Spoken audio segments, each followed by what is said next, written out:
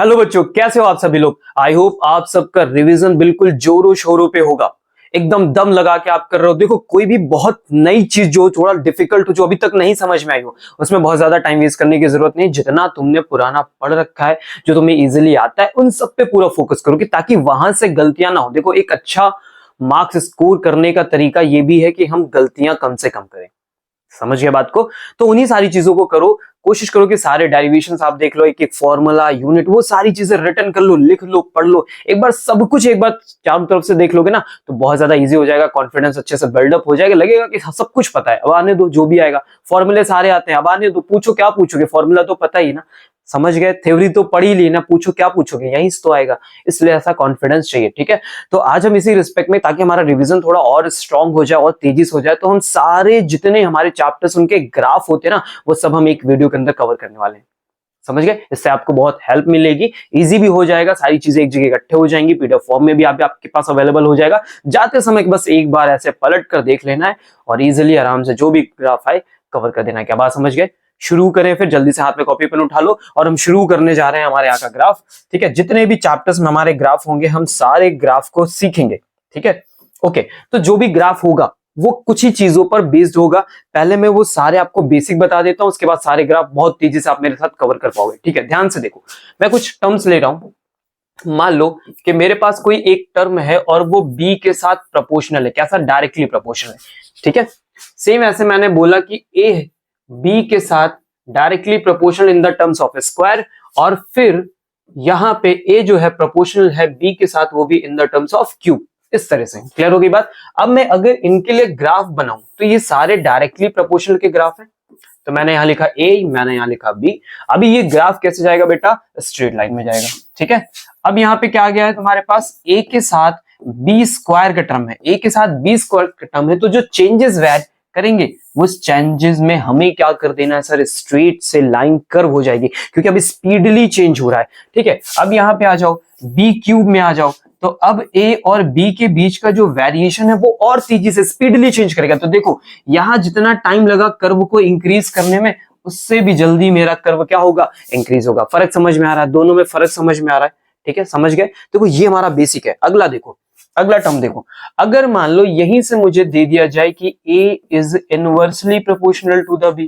ठीक है, फिर बोल दिया जाए a is inversely proportional to the b square, या फिर बोल दिया जाए a is inversely proportional to the b cube. इस तरह के टर्म्स अगर आपको देखने को मिले, तो आपको पता है कि वेरिएशन कैसा? इनवर्सली है। तो यहाँ पे चीजें कैसी होंगी बेटा? डिक्रीज करेंगे। तो अगर मैं a और b के बीच में अभी ग्राफ बनाऊं, तो मेरा ग्राफ क्या होगा? ऐसे वेरिएट करेगा। ठीक है, समझ के बात को। वैल्यू क्या करेगी? डिक्रीज करेगी। जैसे जैसे बी इंक्रीज करेगा, उसके साथ मेरी ए की वैल्यू डिक्रीज करनी चाहिए। अभी देखो, बी स्क्वायर का टर्म है, मतलब मेरा ग्राफ और तेजी से गिरना चाहिए। तो इस ग्राफ और इस ग्राफ में जब आप फर्क देखोगे, तो आपको कुछ ऐसा फर्क दिखाई देगा। आया समझ में? यहां देखो कर्व, और यहां बल्क क्या हो गया? स्ट्रॉन्ग हो गया। अभी अगर मैं इसी पार्ट को बी क्यूब के टर्म में तुम्हें दिखाऊं, यहाँ पे बनाया मैंने ए, यहाँ पे बनाया मैंने बी। अब जरा इसके साथ कर्व बनाइए, तो जो बल्क तुमने अभी दिखाया ना, वो बल्क और ज्यादा करो। देखो, रैपिडली इसके कंपैरिजन में और रैपिड तरीके से वो नीचे क्या होगा? गिरेगा। स्पीड से वैल्यू गिरेगी। आ रही बात समझ में? क्लियर हुआ? सबको समझ में आया? बेसिक चीजें समझ में आई? ओके ओके, चलो एक दो बातें और ऐड करते हैं। अब मान लो कि मेरे पास कोई इक्वेशन जैसा टर्म है, जो y is equal to M X plus C. इस तरह का भी मुझे ग्राफ अभी आगे चल के देखने को मिलेगा। ठीक है, तो इस तरह के ग्राफ में हम क्या करते हैं बेटा? ध्यान से देखो, समझना मेरी बात को। क्लियर है? देखो, ये जो y का टर्म होगा, ठीक है, ये कोई टर्म होगा, फॉर एग्जांपल ये a b c d कुछ भी हो सकता है। तो इसे हम y एक्सिस पे रिप्रेजेंट करेंगे। फिर हम देखेंगे, देखो यहाँ पे x आया है ना, तो ये x वाला पार्ट हो गया, हम यहाँ रिप्रेजेंट करेंगे। अब देखो, x के साथ ये m का पार्ट आया है। ठीक है, ये जो m का पार्ट होता है बेटा, ये रिप्रेजेंट करता है किसको? स्लोप को। क्या रिप्रेजेंट करता है बेटा? स्लोप रिप्रेजेंट करता है। तो इस x के साथ कुछ भी लिखा होगा तो वो पार्ट स्लोप होगा। अभी देखो यहाँ पे c आया है, तो ये क्या है? इंटरसेक्शन पार्ट है, इंटरसेक्ट पार्ट है। ठीक है, तो अगर मैं इसका ग्राफ यहाँ रिप्रेजेंट करने की कोशिश करूं, तो मैं दिखाऊं कि कैसे ग्राफ बनेगा, तो बेटा ये ग्राफ कुछ ऐसे जाना चाहिए। क्या बात समझ में आ रही? ये जो स्लोप आई ना यहाँ पे, ये क्या रिप्रेजेंट कर रही है बेटा? m रिप्रेजेंट कर रही है। किस पे? ये जो c वाला पार्ट है वो कहां कट होगा? तो बेटा इसी एक्सिस पे कट होगा, x वाले पार्ट पे कट होगा। क्या बात समझ में आई? अगर मैं इस ग्राफ को थोड़ा और ज्यादा आगे इंक्रीज करूं, ठीक है, तो मेरा ये ग्राफ कुछ ऐसा दिखना चाहिए। तो देखो, ये वाला इंटरसेक्ट पॉइंट मुझे यहाँ पे मिल जाएगा। मिला कुछ मुझे? इंटरसेक्शन का पॉइंट मिला। आई बात समझ में? Are you getting my points? कुछ इंटरसेक्शन का पॉइंट मिला। अब ये इंटरसेक्शन का पॉइंट पॉजिटिव भी हो सकता है, ये इंटरसेक्शन का पॉइंट नेगेटिव भी हो सकता है, ठीक है। पॉजिटिव होगा तो पॉजिटिव डायरेक्शन में मेरी लाइन कट करेगी, नेगेटिव होगा तो नेगेटिव डायरेक्शन में मेरी लाइन कट करेगी। इस पे हम बाद में डिस्कस करेंगे, पर बात समझ में आई कि जो सी वाला पार्ट है, जो सी वाला पार्ट है वो इंटरसेक्ट पॉइंट है, वो सी वाला पार्ट वाई एक्सिस पे आके आपकी वैल्यू को कट करके देता है। समझ गए बात को? क्लियर हुआ? यहां तक सबको बात समझ में आ गई? ये स्लोप एम रिप्रेजेंट करता है, तो इस तरह का भी कोई टर्म मिले तो हमें ध्यान देना है, ठीक है। तो हो गया बेसिक बहुत। अब शुरू करते हैं अपना ग्राफ का जर्नी। तो शुरू किया जाए सर जल्दी से। ओके, तो फिर पेन वैन बदल ली जाए बढ़िया सी। टन टन टन टन टन, चलो ठीक है, शुरू करते हैं। सबसे पहले हम इलेक्ट्रोस्टैटिक यूनिट को खत्म करेंगे, फर्स्ट और सेकंड चैप्टर इसमें, ठीक है। पहला देखो, फोर्स वर्सेस आर स्क्वायर का टर्म यहाँ पे आया हुआ है, ठीक है। फोर्स वर्सेस आर स्क्वायर का टर्म आया, एफ वर्सेस आर भी हो सकता है, ठीक है, कोई प्रॉब्लम नहीं है।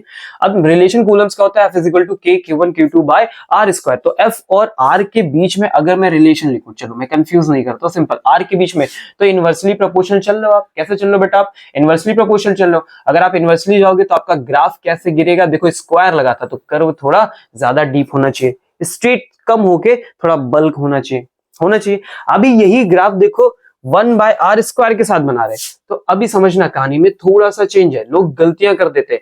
अब मैं बोलूं 1 बाय आर स्क्वायर के साथ ग्राफ, तो इसका मीनिंग समझ में आया, F is directly proportional to 1 by R square. अभी क्या था? F is inversely proportional to the R square. अभी इनवर्सली नहीं है क्योंकि आर से रिलेट कर रहे थे तो इनवर्सली था। अब हम आर से नहीं रिलेट कर रहे, हम 1 बाई आर से रिलेट कर रहे हैं, तो क्या होगा? डायरेक्टली होगा। ऐसी कंडीशन में मेरा ग्राफ क्या होगा? ऐसे करके जाएगा। क्या बात समझ में आई? क्या बात समझ में आई? और यही ग्राफ बेटा ऐसे भी जा सकता है, यही ग्राफ मेरा ऐसे भी जा सकता है। सर कैसे पता चलेगा कि यहां जा रहा है या यहां चल रहा? तो वो डिपेंड करेगा बेटा Q1 Q2 पे। किस पे डिपेंड करेगा बेटा? Q1 Q2 पे। अगर मान लो कि मेरा Q1 दोनों नेगेटिव है या मेरे दोनों पॉजिटिव, तो आपस में मल्टीप्लाई होकर फाइनल रिजल्ट ये हमें क्या देने वाले हैं बेटा? पॉजिटिव। यानी फोर्स पॉजिटिव जाएगा, फोर्स पॉजिटिव डायरेक्शन में जाएगा, तो देखो ये पॉजिटिव डायरेक्शन में स्लोप जारी। लेकिन इनका नेचर कैसा होगा? चार्जेस सेम है तो रिपल्सिव होगा, इसलिए इस डायरेक्शन में हमें ये रिजल्ट देखने को मिल रहा है, ठीक है। अब same as it is attractive क्या मिलेगा? इन दोनों में से या तो एक माइनस हो एक प्लस हो, तो फाइनली रिजल्ट बेटा कैसा होगा तुम्हारा? नेगेटिव होगा। नेगेटिव होगा तो नेगेटिव डायरेक्शन में तुम्हारी देखो स्लोप आ गई, आगे नेगेटिव डायरेक्शन में। अब रिजल्ट कैसा होगा बेटा? अट्रैक्टिव होगा। समझे? क्लियर हुआ? सिंपल सीखने को मिला। इस पे क्वेश्चंस थे, आप सबने इस पे क्वेश्चंस किए हैं, आए हुए हैं रिपीटेड क्वेश्चंस। आ जाओ मैग्नेटिक फील्ड पे, सॉरी इलेक्ट्रिक फील्ड पे। इलेक्ट्रिक फील्ड का formula E is equal to K Q by R square. अगर मैं आर के साथ रिलेट करूं बेटा तो स्क्वायर के साथ ग्राफ गिरेगा, ऐसे ड्रॉप करना चाहिए। सिंपल, जो पीछे सीखा वही है। अब देखो आर क्यूब है, ये एक्सियल का है, आर क्यूब के साथ है, तो क्या होगा? ज्यादा बल्क होगा। जितनी स्पीड से मैंने गिराया था उससे ज्यादा गुनी स्पीड से मैंने इसको क्या किया? ड्रॉप किया है। अब आ जाओ जरा नेक्स्ट कौन सा बेटा? आपका इक्वाटोरियल है। इसमें भी देखो E is inversely proportional to the R cube, तो इसका भी ग्राफ बेटा ऐसे गिरेगा। समझ में आ रहा है? समझ में आ रहा है, ठीक है। बस मुझे वो टर्म ढूंढ लेना जिसके साथ मुझे वो रिलेशन देना है, और इसके बाद तो काम अपने आप ही इजी हो जाता है। अब क्वेश्चन देखो अगला क्या है हमारा, है अगला ड्यू टू चार्ज डिस्ट्रीब्यूशन। अब इस चार्ज डिस्ट्रीब्यूशन से भी हमसे इलेक्ट्रिक फील्ड पूछा था, याद है? गॉस थ्योरम में हम लोग एप्लीकेशन करते हैं तीन, तो उस एप्लीकेशन से रिजल्ट निकल के आते हैं। तो देखो इसमें क्या हुआ, मेरा E का रिजल्ट R के साथ चाहिए, तो अगर मैं E और R के साथ रिजल्ट देखूं तो रिजल्ट कैसा आया बेटा? इनवर्सली प्रोपोर्शनल टू R आया। अभी ऐसा ग्राफ क्या होगा? ऐसे गिरेगा, ठीक है। बल्क बिल्कुल कम रहेगा। समझ गए? सीखे? ओके। अभी देखो surface charge density plane sheet वाला है, तो is equal to sigma by two set. अभी R के साथ पूछा तो क्या यहाँ कोई R का टर्म है? नहीं है, मतलब इस पे डिपेंड नहीं कर रहा। अगर E पे डिपेंड नहीं कर रहा तो R बढ़ाओ चाहे घटाओ, E की एक फिक्स वैल्यू है जो हमेशा बनी रहेगी। सिंपल, समझे? अगले पॉइंट पे आते हैं। अभी लिखा ड्यू टू स्फेरिकल सेल, तो जब हमने स्फेरिकल सेल का फॉर्मूला निकाला है इलेक्ट्रिक फील्ड के लिए, हम लोग कैलकुलेट करते हैं ना, तीसरा एप्लीकेशन है। तो क्या होता है कि जब हम जाते हैं मिड पॉइंट पे, ठीक है, मैं यहाँ पे बनाता हूं ताकि तुम्हें याद आ जाए। देखो एक बिल्कुल सेंटर पे निकालते, एक सरफेस पे निकालते और एक सरफेस के आउटसाइड निकालते। तो यहाँ पे इलेक्ट्रिक फील्ड बेटा 0 मिलती है, और इस जगह की इलेक्ट्रिक फील्ड बेटा मिलती है हमें is equal to K Q bye जो भी उसकी रेडियस होती है आर स्क्वायर, और यहाँ की जो इलेक्ट्रिक फील्ड मिलती है बेटा वो हमें मिलती है के क्यू बाय आर स्क्वायर। कौन सा? जो आर से बड़ा है, हमारी रेडियस से बड़ा है ना। तो क्या होगा कि जैसे जैसे मेरी डिस्टेंस बढ़ेगी मेरा ग्राफ गिरेगा, लेकिन स्टार्टिंग में तो मुझे वैल्यू नहीं मिली, मुझे वैल्यू कब मिली? जब मैं यहां से ट्रैवल करके अपने सरफेस तक पहुंचा, यानी आर की वैल्यू जब तक ग्राफ में रेडियस के बराबर नहीं होगी तब तक मुझे किसी तरह की कोई इलेक्ट्रिक फील्ड की वैल्यू नहीं मिलेगी, तब तक मेरा पूरा रिजल्ट क्या चलेगा, जीरो चलेगा। और उस जीरो के बाद, ठीक है, देखो यहाँ पे कोई वैल्यू मिली मुझे, ठीक है, अब कुछ जीरो के बाद जैसे मैं आगे बढ़ूंगा तो रेडियस आगे बढ़ने से इलेक्ट्रिक फील्ड डिक्रीज होती बेटा, तो हमने डिक्रीज कर दिया।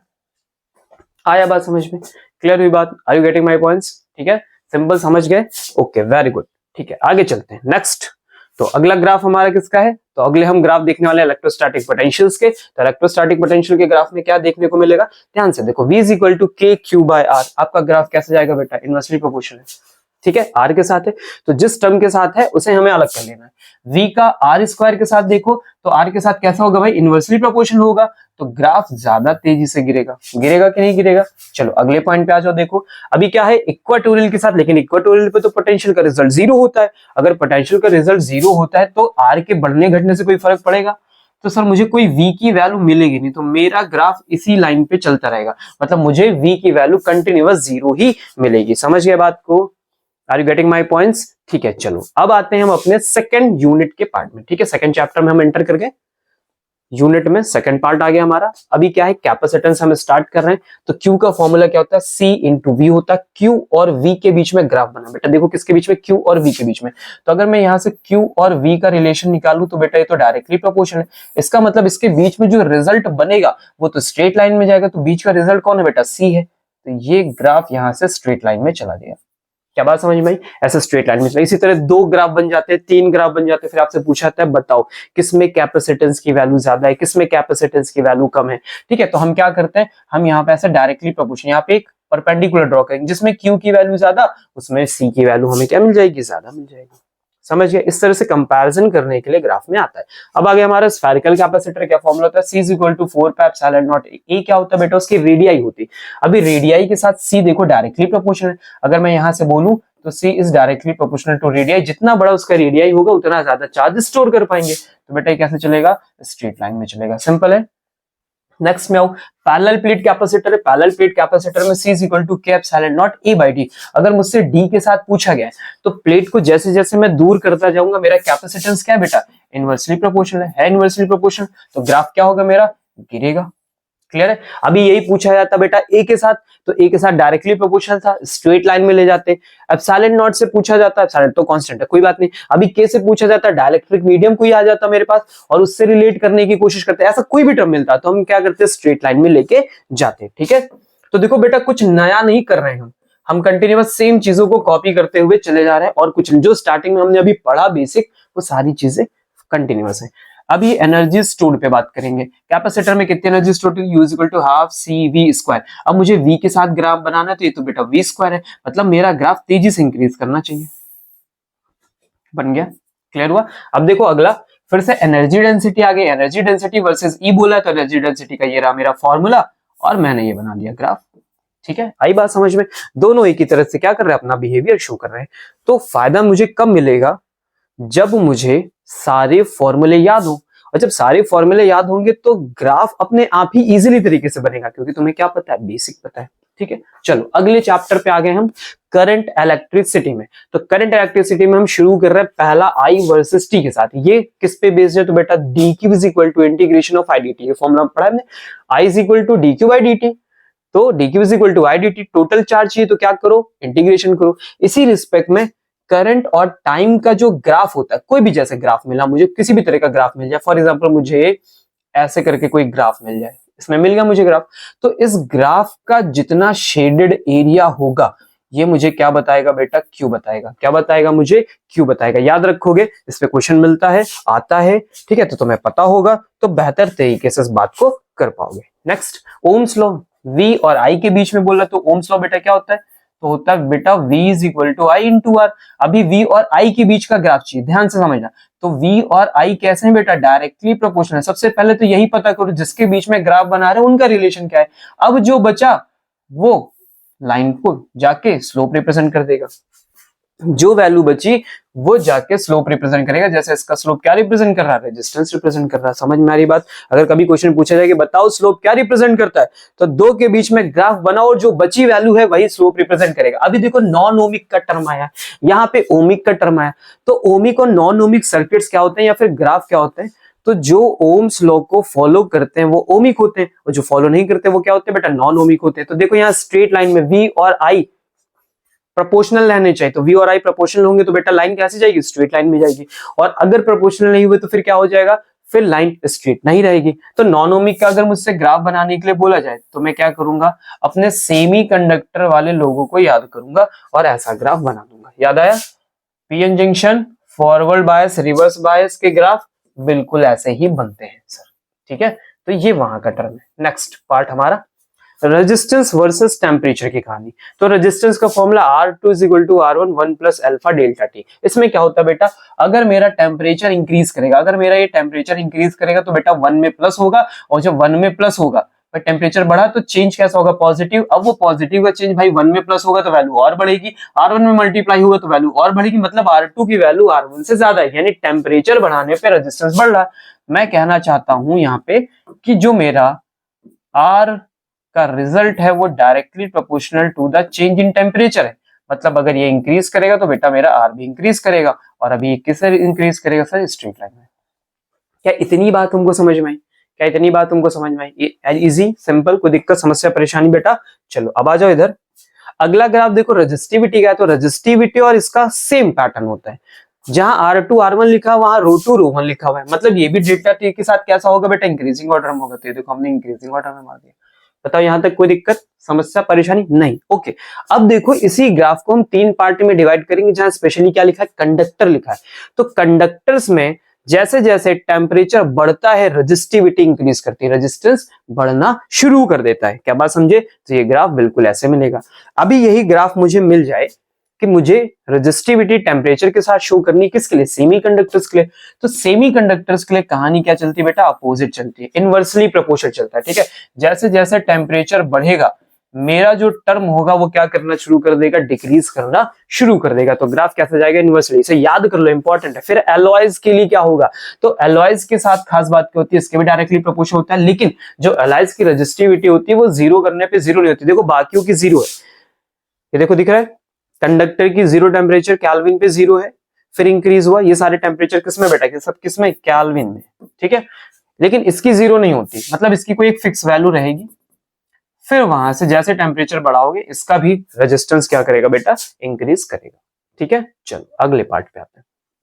तो अगला पार्ट किससे रिलेटेड है, तो देखा जाए तो देखो रेजिस्टेंस का फिर से फॉर्मूला आ गया मेरे पास, और इस बार रेजिस्टेंस के फॉर्मूले में मुझे क्या करना है, मुझे माइक्रोस्कोपिक फॉर्म पे बात करनी। तो माइक्रोस्कोपिक फॉर्म क्या होता है बेटा, छोटा फॉर्म हो, R = ml ne² tau a, ये रिलेशन है, ठीक है। अब इसमें से कई सारे ग्राफ बन जाएंगे। तो जैसे पहला R और टाउ के साथ, टाउ मतलब रिलैक्सेशन टाइम, तो रिलैक्सेशन टाइम अगर बढ़ेगा, क्योंकि रिलेशन बेटा आपका कैसा है, तो R is inversely proportional to the tau, inversely है, तो टाउ के साथ R का टर्म ड्रॉप होना चाहिए। तो देखो बेटा ये ड्रॉप कर दिया हमने। अभी देखो R का टर्म N के साथ कैसे बोला गया, तो बेटा 1/N, जितने ज्यादा कंसेंट्रेशन और चार्जेस होंगे रेजिस्टेंस उतना ही क्या होगा बेटा, कम होगा।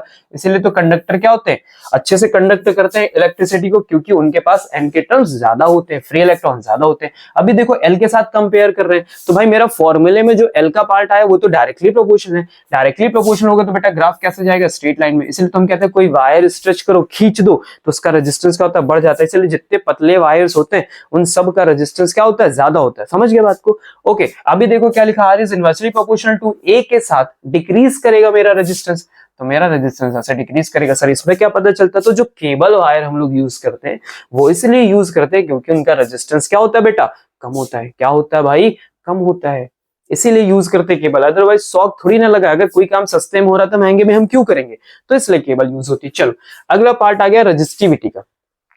तो रेजिस्टिविटी का फॉर्मूला ρ = m/ne² टाउ। सर यहाँ पे L/A होता है, तो यहाँ पे L/A को हम क्या कर देते हैं, कैंसिल कर देते हैं। चलो तुम्हें फॉर्मूला दिखाते बेटा, देखो तो R = होता है बेटा ρL/A होता है L/A होता है, ठीक है। तो ये जो L/A वाला पार्ट यहाँ पे मल्टीप्लाई में था, अगर मैं उसको यूज कर लूं तो मेरा R बन जाएगा। क्या बन जाएगा बेटा, मेरा R बन जाएगा। तो इसीलिए L/A यहाँ से हटाया और ये क्या बन के तैयार हो गया बेटा, रो तैयार हो गया।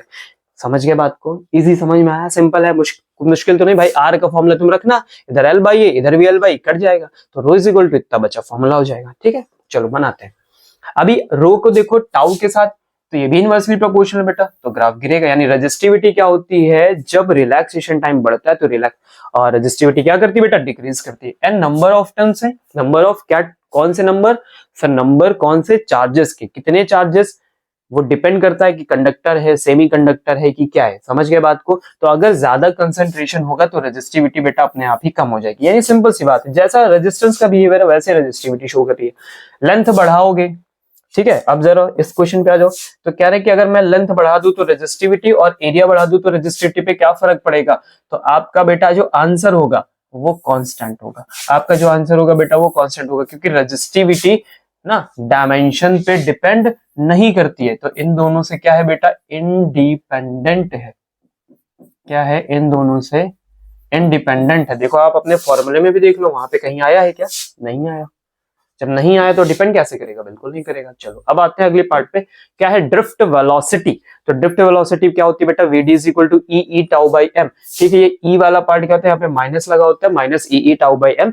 ठीक है, ये बिहेवियर होता है। अभी हम मैग्नीट्यूड पे बात करें तो वीडी और ई के बीच में रिलेशन देखें तो कैसा दिख रहा है मुझे, तो वीडी और ई मुझे कैसे दिख रहा है, डायरेक्टली प्रोपोर्शनल दिख रहा है। तो कैसे जाएंगे बेटा, स्ट्रेट लाइन में इंक्रीज करेंगे। वीडी और टाउ के बीच में देखें तो वीडी और टाउ भी बेटा मुझे कैसे दिख रहा है, डायरेक्टली प्रोपोर्शनल। तो कैसे जाएगा बेटा, स्ट्रेट लाइन में। सिंपल है, बहुत इजी समझ में आ रहा है, कुछ मुश्किल लग रहा है क्या? एक बार ग्राफ का बेसिक पता चल गया तो फिर मुश्किल क्या होता है, nothing. VD is inversely proportional to the length बेटा, तो क्या करेगा, डिक्रीज करेगा। ठीक है, अभी आ जाओ, अब आ गया किस पे, करंट डेंसिटी और वीडी के बीच में। तो देखो ये करंट डेंसिटी है ना, ये करंट डेंसिटी और ये क्या है, वीडी। तो अगर मैं इसके बीच में रिलेशन देखूं तो J is directly proportional to the VD आ गया। ठीक है, तो वीडी और जे, अगर जे बढ़ेगा तो वीडी बढ़ेगा, तो बेटा बढ़ा दो। सिंपल, इजी, मुश्किल तो नहीं लग रहा बिल्कुल भी। सारे ग्राफ समझ में आ रहे हैं ना। देखो याद करना नहीं था, मुझे तो याद कराना नहीं था। याद कराना तो मैं कहता याद कर लो, पढ़ लो। मैं तो यहाँ समझाने आया हूँ, इसलिए ये वीडियो बना रहा हूँ, और कोई रीजन ही नहीं है। चलो अगला आते हैं सेल पे। अभी सेल के रिलेशन देखेंगे। तो सेल का relation V is equal to क्या है, E by R plus R और फिर R। अब V वर्सेस R बनाया गया है, V वर्सेस क्या बनाया गया, R। तो देखो इसका ग्राफ कैसे चलता है, ठीक है, समझना मेरी बात को। जैसे जैसे आप इस R की वैल्यू को रखोगे, समझना, ठीक है, V और R तो तुम्हें डायरेक्टली प्रोपोर्शनल दिख ही रहे होंगे, पर ये वाला जो फैक्टर है वो थोड़ा सा वेरीड करता है। जैसे जैसे R बढ़ेगा ये वाला रिजल्ट भी तो इंक्रीज करेगा। इससे इसमें कुछ वैल्यू क्या करती है, धीरे धीरे ड्रॉप करती है। समझो, इस पार्ट में ये तो इंक्रीज कर रहा है, पर ये वाला पार्ट डिक्रीज कर रहा है। तो देखो बेटा ये ग्राफ ऐसे चलता है और फिर एक टाइम के बाद स्ट्रेट हो जाएगा।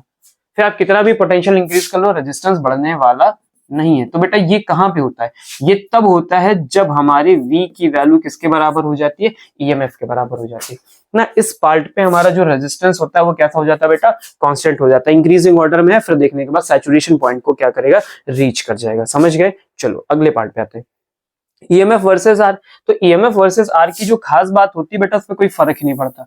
अभी हमने देखा तो देखो क्या हुआ था, जैसे ही VE के इक्वल हुआ ग्राफ स्ट्रेट लाइन में गया कि नहीं गया। तो देखो इसका भी तो स्ट्रेट ही लाइन होगा, समझ में आ रही बात, स्ट्रेट ही लाइन होगा। अब देखो V is equal to E minus I into R। अब देखो V और I के बीच में पूछा, अब देखो कौन सा यूज होगा बेटा। तो देखो यहां लग जाएगा sir y is equal to mx plus C की कहानी लगेगी। क्या लगेगा, mx प्लस सी की कहानी लगेगी। दिख रहा है, सबको दिख रहा है, इजिली समझ में आ रही बात, ठीक है। अब देखो अगर तुम अपनी स्लोप देखने की कोशिश करोगे तो देखो ये i इंटू आर वाला पार्ट है, i के साथ बन रहा है, तो i का मतलब क्या हो गया बेटा, x हो गया। अब जो बचा हुआ r वाला पार्ट है वो किसका पार्ट हो गया, m क्या हो गया। अब इसके आगे देखो माइनस लगा, मतलब स्लोप कैसे जा रही है बेटा, निगेटिव स्लोप जा रही है। तो ये ग्राफ बेटा तुम्हारा ऐसे करके आया समझ में। क्या रिप्रेजेंट करेगा बेटा, ये माइनस आर को रिप्रेजेंट करेगा। समझ गए, इसकी स्लोप क्या रिप्रेजेंट करेगी, माइनस आर को रिप्रेजेंट करेगी। सीखे ओके। ये कौन है भाई, ये कौन है, ये कोई नहीं, ये एक्स्ट्रा है, ठीक है, समझ गए। तो इस चैप्टर की कहानी क्या होगी, फिनिश हो गई। इजी है, सिंपल, समझ में आ रहा, मजा आ रहा है, ठीक है। चलो आगे बढ़ते हैं, फास्ट, कम ऑन। बेसिक याद कर लो, मुश्किल कुछ नहीं है। अगला magnetic effects of current and magnetism में आते हैं। Magnetic field versus R. Biot Savart law के according dB is inversely proportional to r square. है इनवर्सली प्रोपोर्शनल टू, ग्राफ ऐसे बना दो। इनफाइनाइट लॉन्ग वायर से B और R कैसे इनवर्सली प्रोपोर्शनल है बेटा, देखो दिख रहा है सिंगल में, तो थोड़ा पावर कर्व कम करो, देखो कर्व कम करो, R के साथ है, ठीक है, समझ में आ रहा है। अभी मत कहना सर जल्दी जल्दी मत कराइए, आसान है, इसमें क्या मुश्किल है। अभी ऑन एक्सिस पे बात करें तो b is equal to mu naught I square two R square A square पर 3/2। अब इसकी खास बात क्या है, देखो बेटा, जैसे जैसे मैं डिस्टेंस इंक्रीज करूंगा, यहाँ में जैसे जैसे डिस्टेंस इंक्रीज करूंगा मैग्नेटिक फील्ड गिरेगी, मैग्नेटिक फील्ड क्या होगी, गिरेगी। तो भाई एक्सियल की कहानी क्या होती है, देखो ये सर्किल है तो एक्सिस तो इधर भी होगी और इधर भी होगी, है ना। तो जैसे जैसे दूर जाओगे तो दोनों तरफ तो तुम्हारी मैग्नेटिक फील्ड गिरेगी, पास आओगे तो बढ़ेगी, दूर जाओगे तो गिरेगी। तो इसका जो ग्राफ होता है बेटा, इसका जो ग्राफ होता है वो कुछ ऐसा देखने को मिलेगा। समझ गए बात को, एट द एंड्स आओगे तो गिरेगा, ठीक है, और मिड सेंटर पे आओगे तो वैल्यू क्या करेगी बेटा, इंक्रीज करेगी। चलो आ जाओ सोलेनॉइड के लिए। तो सोलेनॉइड का फॉर्मूला बेटा क्या होता है, B is equal to mu naught NI। अब मुझे क्या करना है, इसके लिए ग्राफ बनाना। तो देखो समझो बात को, सोलेनॉइड के अंदर जो मैग्नेटिक फील्ड्स तुम्हारी बनके तैयार होती है, जो मैग्नेटिक फील्ड्स बनके तैयार होती है, ये कैसे होती है बेटा, यूनिफॉर्म होती है, सब यूनिफॉर्म। तो अंदर कहीं भी तुम ऊपर नीचे कहीं ट्रैवल करो, सब जगह यूनिफॉर्म है, मतलब मैग्नेटिक फील्ड कैसी, कांस्टेंट है। तो कांस्टेंट रहेगी सर, समझ के बात को, कांस्टेंट है। इसके बाद क्या होगा, इसके बाद क्या होगा समझना, जैसे ही तुम अपने एंड्स पे पहुंचोगे यहां और यहां, तो यहां तुम्हारी मैग्नेटिक फील्ड क्या हो जाती है, आधी हो जाती है। यहां मैग्नेटिक फील्ड अगर B है तो एंड्स पे क्या हो जाएगी, हाफ हो जाएगी। तो देखो बेटा इसका ग्राफ कैसे चलेगा, तो ऐसे करके बेटा चलेगा कांस्टेंट, और जैसे एंड ऑफ द सोलेनॉइड पे पहुंचने की कोशिश करोगे, जैसे एंड ऑफ द सोलेनॉइड पे पहुंचने की कोशिश करोगे बेटा, आपका ग्राफ क्या हो जाएगा, ऐसे डिक्रीज कर जाएगा। मतलब एंड ऑफ द सोलेनॉइड्स पे आओगे तो आपका रिजल्ट लगभग लगभग कितना हो चुका होगा, हाफ हो चुका। अगर मैं यहां से कंपेयर कर दूं तो बेटा ये वाला पार्ट क्या है, B/2, अगर ये B है तो। समझे, सीखे, याद रहेगा, मुश्किल तो नहीं है सर, बिल्कुल मुश्किल नहीं, कुछ तो नया मिलेगा ना सर, वो तो याद करना रहेगा। ठीक है, अगला B is equal to mu naught NI। अब देखो कह रहे हैं B और I के बीच में ग्राफ बनाओ, क्या स्ट्रेट नहीं दिख रहा तुमको, दिख रहा सर। B और N के बीच में ग्राफ बनाओ, जितने नंबर ऑफ टर्न्स उतनी ज्यादा मैग्नेटिक फील्ड, सिंपल सी बात है। तो ये भी कर लिया हमने। चलो अगले पार्ट पे आते हैं। अब किस पे फोर्स देखने वाले हैं, तो देखने वाले force on moving charge in uniform magnetic field. Magnetic field में अगर कोई चार्ज मोशन में हो तो कैसे बिहेव करेगा। तो भाई आपका फॉर्मूला लिखो, कोई भी ग्राफ पूछे पहले formula, F is equal to Q VB sine theta. अब देखो जरा F किस पे डिपेंड कर रहा है, सब पे डिपेंड कर रहा। चार्ज ज्यादा होगा तो फोर्स ज्यादा लगेगा, वेलोसिटी ज्यादा होगी तब भी फोर्स ज्यादा लगेगा, मैग्नेटिक फील्ड ज्यादा होगी तब भी फोर्स ज्यादा लगेगा, एंगल ज्यादा होगा तब भी फोर्स ज्यादा लगेगा। तो मतलब सर यहां जितनी क्वांटिटीज हैं बेटा, ठीक है, अब अलग अलग लिखने की जरूरत नहीं, जितनी क्वांटिटीज, मैं सबको कॉमा के साथ लिख देता हूं, ठीक है। इन सब के साथ देखो डायरेक्टली बिहेवियर है आपका तो स्ट्रेट लाइन में।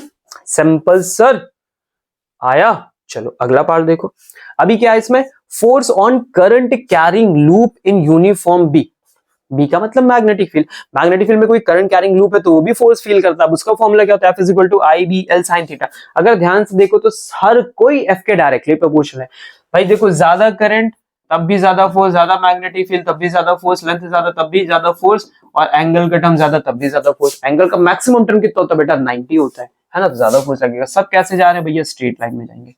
आया, सीखे सर, मुश्किल नहीं लग रहा, लगेगा भी नहीं। अगला, force between two parallel current carrying wires, दो पैरेलल वायर्स के बीच में फोर्स निकाल के दो, है ना। तो तुम तो इसको खूब अच्छे से याद क्यों, ये वाला है, कहानी याद आई, आर है, एक में करंट होती I1, एक में करंट होती भैया I2, याद है। अब इसमें देखो जरा आर का रिलेशन कैसा दिख रहा है, तो यूनिवर्सल प्रोपोर्शनल दिख रहा है, तो ग्राफ कैसे गिरा दोगे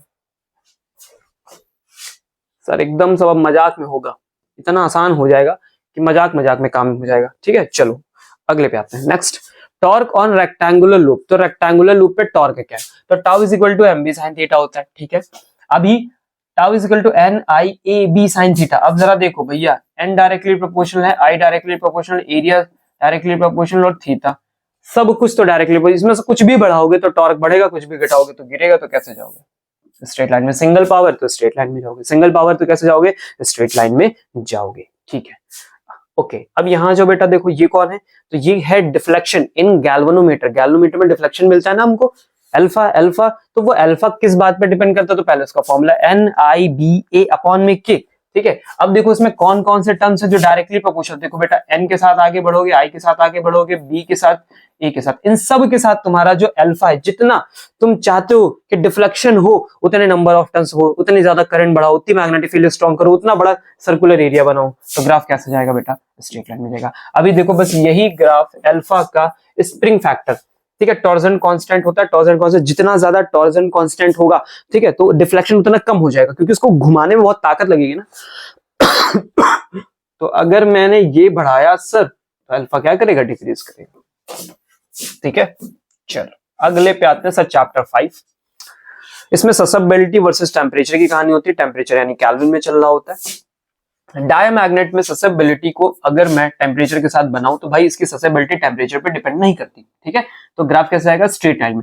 लेकिन क्योंकि एक्सएम जो होता है वो डायमैग्नेट का कैसा होता है बेटा, नेगेटिव होता है। कैसा होता है बेटा, नेगेटिव होता है। तो ऐसी कंडीशन में जो ग्राफ का कट वाला पार्ट है सर वो कहां पे है, वो कहां पे है, नीचे की तरफ है। समझ गए बात को, सिंपल। ओके चलो अब इसमें जो पैरामैग्नेटिक में आ जाओ, तो एक्सएम और टी का जो रिलेशन होता है बेटा वो कैसा होता है, इनवर्सली प्रोपोर्शनल होता है। कैसा होता है, इनवर्सली। अगर इसका मैं फॉर्मूला लिखूं तो C/T होता है, क्यूरी टेम्परेचर वाली कहानी है। तो अगर मैं लिखूं तो XM is inversely proportional to the temperature, तो ग्राफ क्या होगा, गिरना चाहिए, ठीक है। एफर्टलेसली ग्राफ सर बनते चले जाएंगे, आपको एकदम इजी तरीके से आता चले जाएगा, कुछ मुश्किल नहीं। Hysteresis, hysteresis loop sir, hysteresis नहीं, हिस्टैरिसीस लूप फेरोमैग्नेटिक सब्सटेंस के लिए, तो इसके बीच में बनता बड़ा अच्छा सा ग्राफ है।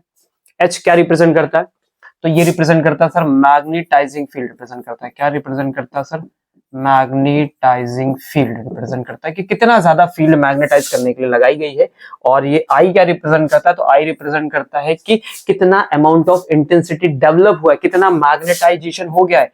तो हम बोलते हैं इंटेंसिटी ऑफ मैग्नेटाइजेशन, कितना मैग्नेटाइजेशन डेवलप हुआ, ठीक है। तो शुरू किया जाए तो फेरोमैग्नेट की खास बात होती है सर वो इंक्रीज करता है, मिला, इंक्रीज हुआ आराम से। फिर एक टाइम के बाद यहां से सर कांस्टेंट हो जाएगा, आगे बढ़ेगा नहीं, ठीक है। कितना भी H बढ़ा दो ये नहीं बढ़ेगा। फिर H की वैल्यू को वापस किया गया कि भाई तुम चलो जीरो हो जाओ। अब ग्राफ को वापस जब जीरो करने की कोशिश की गई तो भाई ये ग्राफ जीरो नहीं हुआ और आके कुछ यहाँ पे वैल्यूज ने बचा दी। अरे इतना पार्ट I का बचा रह गया। अब इन्होंने कहा तुम जीरो हो जाओ, नहीं हो रहा। फिर इसने क्या किया, अपोजिट डायरेक्शन में H लगाया। क्या हुआ बेटा, हमको अपोजिट डायरेक्शन में H लगाना पड़ा। जब अपोजिट डायरेक्शन में हमने H लगाया तब जाके मेरा ग्राफ सर यहां से यहां आया। अब फिर इसने वही वाला बिहेवियर शो किया, देखो इसने फिर से ये वाला पॉइंट पकड़ लिया। इस वाले पॉइंट को क्या बोलते हैं, सैचुरेशन पॉइंट बोलते हैं। क्या बोलते हैं बेटा, सैचुरेशन पॉइंट बोलते हैं। अभी सैचुरेशन पॉइंट पे आ गया, फिर से स्ट्रेट हो जाएगा। अब ये फिर से कुछ पार्ट बचाने की कोशिश करेगा। जब मैं दोबारा इधर का H जीरो करूंगा तो ये ग्राफ जाएगा, फिर से कुछ कट कर देगा, फिर से इतना पार्ट बचा रहेगा। अब इस इतने पार्ट को खत्म करने के लिए फिर पॉजिटिव डायरेक्शन में H लगाओगे। तो जब यहां से लगाओगे बेटा तो ये वाला ग्राफ जाके वापस यहाँ टच करेगा। तो देखो ये पूरा एक लूप चल रहा है लूप, ठीक है। अब इसमें खास बात समझो, ये जो पार्ट बचा रह गया मैग्नेटाइजर, ठीक है, तुमने पूरी फील्ड हटा दी फिर भी मटेरियल में इतना पार्ट बचा रह गया। तो जितना पार्ट बचा रहता है जिसे रिटेन करके रख लेता है बेटा उसे बोलते हैं जो रिटेन करके रख लेता है बेटा उसे क्या बोलते हैं, retentivity.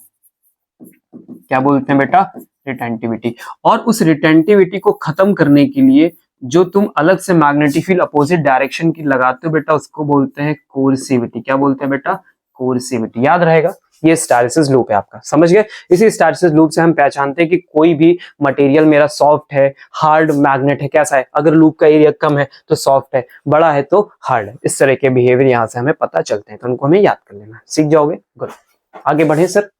Tongue tongue tongue, come on fast. चलो आगे है इलेक्ट्रोमैग्नेटिक इंडक्शन में।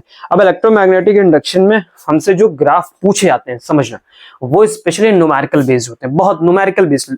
और ये जो न्यूमेरिकल है वो लॉन्ग में आता है। तो लॉन्ग का न्यूमेरिकल हमेशा इसी पे बेस होता है। क्या बेस होता है, देखो सुनो, तुमको कोई कॉइल दे देंगे, रेक्टेंगुलर सर्कुलर कुछ भी हो, उससे कोई मतलब नहीं, बस एक कॉइल देंगे, बोलेंगे कांस्टेंट स्पीड से तुम एंटर कर रहे हो, वैल्यू दे देंगे 8 है 10 है। फिर तुम इसके अंदर मैग्नेटिक फील्ड के अंदर गए, मैग्नेटिक फील्ड यूनिफॉर्म है, उसके बाद फिर तुम वहां से बाहर निकल गए। ये पूरा एक कहानी होगी कि तुम भाई बाहर से आ रहे हो, अंदर घुसे, अंदर से बाहर चले गए। अब तुम बताओ कि भैया तुम्हारे साथ क्या क्या हुआ। तो क्या क्या हुआ में उनका पहला प्रश्न होता है कि भाई बताओ कि तुम्हारे फ्लक्स पे क्या फर्क पड़ा, जो तुम्हारा फ्लक्स का रिजल्ट है उस पर क्या फर्क पड़ेगा। तो देखो भाई समझना, एकदम ध्यान से समझना, बहुत इजी है, ठीक है। समझ लो, लॉन्ग क्वेश्चन कर रहे हो। ये जब तक बाहर था तो भाई कुछ टाइम लगाओ अंदर पहुंचने में, जब तक अंदर नहीं पहुंचेगा क्या कोई फ्लक्स बनेगा, नहीं बनेगा। तो मेरा ग्राफ कैसा रहेगा बेटा, जीरो पे रहेगा।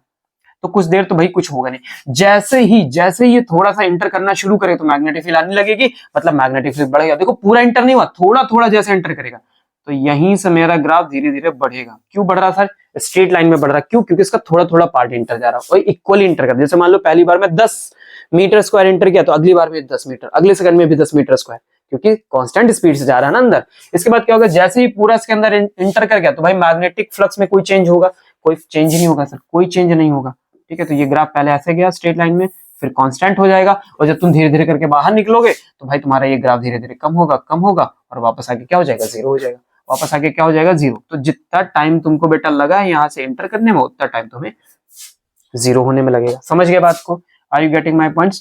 ठीक है, थोड़ी सी जगह क्यों छोड़ दी सर, क्योंकि इस देर में कोई फ्लक्स बना ही नहीं। समझ गए बात को? Are you getting my point sir? इसको T1 बोल दे रहे हैं, इसको T2 बोल दे रहे हैं, सिंपल। चलो अगले पार्ट को देखो जरा, यहां से समझो। इंड्यूस्ड ईएमएफ की कहानी यहाँ पे है, इंड्यूस्ड ईएमएफ की कहानी। तो भाई ईएमएफ कब इंड्यूस होगा? जब फ्लक्स में चेंज होगा। अब अगर तुम ध्यान से देखो तो तुम्हारा फ्लक्स कितनी देर के लिए चेंज हुआ? बस T1 टाइम के लिए। पहले तो कुछ हुआ ही नहीं, फिर T1 टाइम के लिए तुम्हारा फ्लक्स चेंज हुआ, फिर नहीं कुछ हुआ, फिर चेंज हुआ। तो जितनी देर में फ्लक्स में चेंज है उतनी देर ही ईएमएफ बनेगा। सर पता है ना अब आपको कि भैया जो हमारा ईएमएफ होता है, अरे अच्छा से लिखो, जो हमारा ईएमएफ होता है वो डी फाई बाई dt होता है, और ऊपर से in the terms of negative term.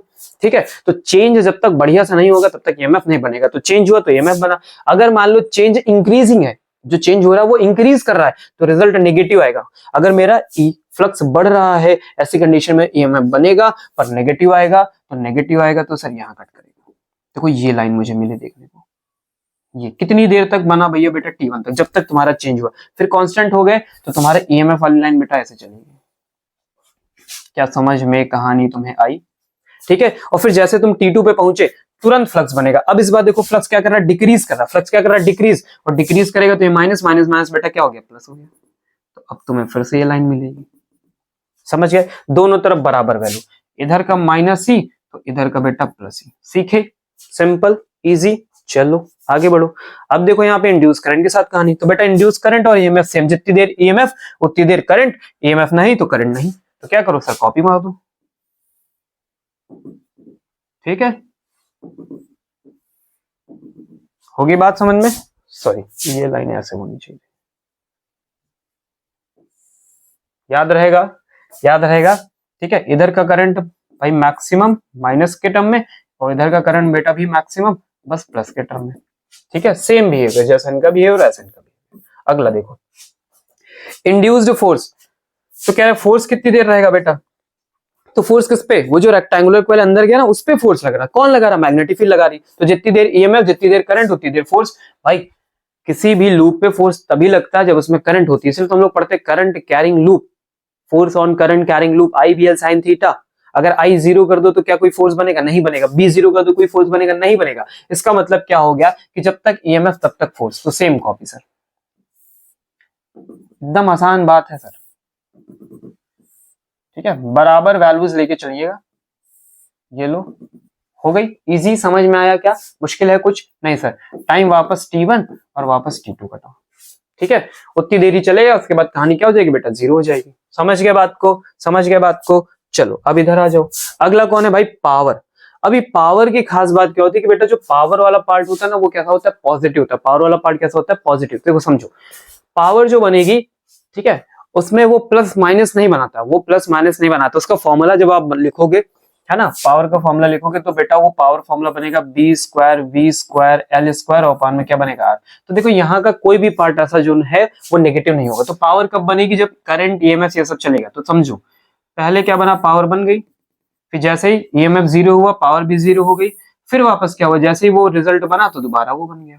ठीक है, बस कैसे चलेगा? पॉजिटिव पार्ट में चलेगा, T1 और T2 के पार्ट में। समझ गए? क्लियर हुआ सबको? आया? Are you getting my point? जो टाइम दिया उस टाइम को देखिए और इसके अकॉर्डिंग अपना काम करिए। ठीक है, चलो अब हम सीखते हैं यहाँ पे सेल्फ इंडक्शन के प्रोसेस को। तो हमारा सेल्फ इंडक्शन क्या होता है जानते हो? फॉर्मूला क्या होता है? फाई इक्वल टू Li होता है। अब अगर मुझे फाई और आई के बीच में ग्राफ बनाने के लिए दे दिया जाए तो बेटा फाई और आई तो डायरेक्टली प्रोपोर्शनल है, तो ये क्या जाएगा? Straight line. ये लाइन क्या रिप्रेजेंट करेगी? इंडक्टर को। इसी तरह दो क्वेश्चंस बनते हैं, दो लाइन देते हैं, बोलते हैं किस कंडक्टर की वैल्यू ज्यादा है, तो जिसका फ्लक्स ज्यादा होगा उसमें सेल्फ इंडक्शन भी क्या हो जाएगा? ज्यादा हो जाएगा। अभी EMF versus DI by dt, तो EMF versus DI by dt में देखो हम मॉड लगा के दे रहे हैं, मतलब पॉजिटिव वैल्यू डायरेक्शन में लेंगे। ठीक है, तो DI बाई dt के साथ बनाया तो बेटा ये फिर से क्या रिप्रेजेंट कर रहा है? आपके L को रिप्रेजेंट कर रहा है। तो फिर से मेरा L का बन गया ग्राफ। ठीक है, अभी इस क्वेश्चन में दो फिर से L बना देते और तुमसे कहते बताओ कौन सा L ज्यादा हो गया, L1 ज्यादा हो गया, L2 ज्यादा हो गया। तो तुम क्या देखते कि EMF की वैल्यू किसमें ज्यादा मिल रही है? ठीक है, चेंज किसमें ज्यादा? इसके अकॉर्डिंग हम आंसर्स को क्या करते हैं? पता करते हैं। समझ गए? सीखे? अगला म्यूचुअल का formula phi equal to MI। Phi और आई के बीच में बना है, ठीक है, तो phi is directly proportional to I, यानी इसका जो स्लोप है वो इंक्रीजिंग ऑर्डर में होगा। तो स्लोप क्या रिप्रेजेंट करेगा बेटा? टाइम रिप्रेजेंट करेगा। अभी बताया ना कि दो चीजों के बीच में ग्राफ बना लो, जो बचे वही आपका क्या होता है बेटा? स्लोप होता है। इसके बीच में आ जाओ तो देखो फिर से पॉजिटिव में फिर से क्या रिप्रेजेंट करेगा? एम रिप्रेजेंट करेगा, यानी सेम तरीका है इनका। अब आते हैं हम लोग एसी जनरेटर में। तो पढ़ा है सबने एसी जनरेटर अच्छे से? पढ़ा हमने एसी जनरेटर। एसी जनरेटर में क्या होता है, रिजल्ट मिलते हैं। क्या मिलता है, पहला रिजल्ट मिलता है v is equal to V naught sine omega T, मिलता है। अब जरा देखो कि अगर मैं इंड्यूस्ड ईएमएफ v के साथ और t का ग्राफ बनाने जाऊं तो ऐसी कंडीशन में जो v का वेरिएशन है वो साइन के ग्राफ को फॉलो करेगा। अगर मैं यहाँ t की वैल्यू 0 रख दूं तो टाइम 0 पे मेरा v भी 0 होगा, मतलब ग्राफ यहां से स्टार्ट होगा और ऐसे करके फॉलो करेगा। सेम एडिजिट आई पे, t 0 पे चेक करो, t की वैल्यू 0 का मतलब ग्राफ यहाँ पे, t 0 जैसे रखा i भी 0 मतलब इंड्यूस करंट भी 0 होगी, तो ग्राफ यहां से स्टार्ट होगा और ऐसे करके जाएगा। बस इन दोनों ग्राफ में फर्क क्या देखना है कि जितनी वैल्यू इंड्यूस्ड ईएमएफ की है उससे कम ही तुम्हारे करंट की होनी चाहिए। ठीक है, ये बात अभी इस ग्राफ में तो नहीं समझ में आ रही है, तो सर ऐसा करो एक में समझा दो। तो देखो एक में समझाता हूं तुमको। मान लो कि तुमने यहाँ पे ऐसे करके करंट बना दी, ठीक है। अब जब करंट तुमने फॉर्म कर दे तो इसी पॉइंट पे पोटेंशियल भी फॉर्म होगा, ऐसी कोई बात नहीं, पोटेंशियल भी यहीं से बनेगा, लेकिन पोटेंशियल की जो वैल्यू होगी बेटा वो ज्यादा होगी। ठीक है, इतना पीक नहीं बनाना है, ये बनेगा ऐसे करके, लेकिन जो ये वैल्यू होगी वो हमेशा पोटेंशियल की बेटा ग्राफ में ज्यादा चलेगी और इनकी चलेगी। ये वी नॉट रिप्रेजेंट कर रहा है बेटा, ये रिप्रेजेंट कर रहा है आई नॉट। समझ गए बात को। बाकी जीरो कब होगा, मैक्सिमम कब होगा, दोनों की वैल्यूज क्या रहेंगी, सेम रहेंगी। सीखे, गेट इट, ओके। चलो अब आ जाओ, इंपॉर्टेंट पार्ट हमारा बेटा कौन सा, फेजर डायग्राम, बहुत इंपॉर्टेंट है फेजर डायग्राम। फेजर डायग्राम में क्या बनाना होता है भैया, सबसे पहले आते हैं प्योर रेजिस्टिव सर्किट के लिए, तो बनाने से पहले हमको उसकी इक्वेशन और ये सब पता हो। ठीक है, तो जल्दी जल्दी इक्वेशन भी लिखेंगे तो फिर बात बनेगी। तो लिखो बेटा यहाँ पे v is equal to V naught sine omega T. ठीक है, इसी टाइम पे बेटा करंट क्या होती है हमारी, तो I naught sine omega T, दोनों का फेज सेम होता है। ठीक है, तो देखो तुम्हें कैसे बनाना है, ये सब टाइम टी के साथ चल रहे हैं। ठीक है, तो देखो सबसे पहले क्या करो, आप अपनी v का ग्राफ बनाओ। v में फेज देखो कितना बेटा, ओमेगा टी, तो ये रहा बेटा ओमेगा टी, ये बन गया v। अब करंट देखो तो करंट भी तो सब सेम ही फेज में, तो अगर ये v रिप्रेजेंट कर रहा है तो बेटा यहाँ क्या रिप्रेजेंट होगा, i रिप्रेजेंट होगा। आगे बात समझ में, are you getting my points, clear हो गया, वेरी गुड। आगे बढ़े, चलो नेक्स्ट पार्ट पे क्या लिखा है, अभी प्योर इंडक्टिव है, तो प्योर इंडक्टिव के लिए कहानी लिखो, v is equal to V naught sine omega T, और करंट के लिए बेटा लिखोगे तो क्या मिलेगा, I naught sine omega T minus pi by two, क्योंकि करंट यहाँ पे क्या करता है, लैग करता है और पोटेंशियल लीड करता है। तो सबसे पहले आप भाई इसके अकॉर्डिंग पोटेंशियल का फेजर डायग्राम बना लो। बन गया, ये बना बेटा ओमेगा टी पे। अब यहां से अगर मुझे करंट रिप्रेजेंट करनी है, अगर मुझे यहाँ से करंट रिप्रेजेंट करनी है तो करंट यहाँ से कितना पीछे जाएगा, 90 डिग्री पीछे जाएगा। तो आप ऐसे करो और एक लाइन रिप्रेजेंट कर दो बेटा करंट की, तो ये होगी करंट की लाइन। ठीक है, ये बन गई करंट। अब देखो जरा, मैंने ये जो लेंथ बनाई है ये v के कंपैरिजन में बहुत कम बनाई है, क्योंकि v हमेशा ज्यादा होता है और i हमेशा क्या होता है बेटा, कम होता है। अब आ जाओ प्योर कैपेसिटर में, तो प्योर कैपेसिटर के लिए भी फॉर्मूला लिखो बेटा, तो v is equal to V naught sine omega T, I लिखो बेटा, तो I naught sine omega T plus pi by two. क्या होता है इसमें भाई, ये लीड करता है, कौन लीड कर रहा है, करंट लीड कर रहा है। तो सबसे पहले आप अपना पोटेंशियल v बनाओ, ये बनाया, यहां से ओमेगा टी फेज लिखा, अभी पाई बाई टू आगे जाना है तुम्हें। ठीक है बेटा, तो यहां से 90 डिग्री आगे चलो, तो ऐसे कुछ आओगे आगे, तो ये ग्राफ यहाँ कहीं होना चाहिए। ये बन गया बेटा तुम्हारा आई बात समझ में। ये किसका ग्राफ है बेटा, v का। सीखे, सिंपल है, कुछ मुश्किल लग रहा है, नहीं सर, सब कुछ टाइम वर्सेस चल रहा है। ठीक है, टाइम वर्सेस v वर्सेस सारी कहानी चल के तैयार हो रही। आ जाओ एलसीआर में, अब यही सब एलसीआर में हम चलाएंगे, यूज करेंगे। तो एलसीआर की कहानी में क्या होता है सर, तो हमें याद होना चाहिए कि सबके लिए पोटेंशियल पता हो, तो पोटेंशियल में सबके लिए एक लाइन से लिख दो यहाँ पे जल्दी जल्दी। तो देखो क्या होगा, v is equal to V naught sine omega T, ये किसके लिए है बेटा, r के लिए है। v is equal to V naught sine omega T plus pi by two, कौन लीड करता है बेटा, तो लीड कौन करता है, l लीड करता है। v is equal to V naught sine omega T minus pi by two, तो बेटा लैग कौन करता है, तो c लैग करता है। ये सारी कहानी इनकी है। ठीक है, ये सारी कहानी क्या है, इनकी है। ओके, अब जरा समझना, रुको,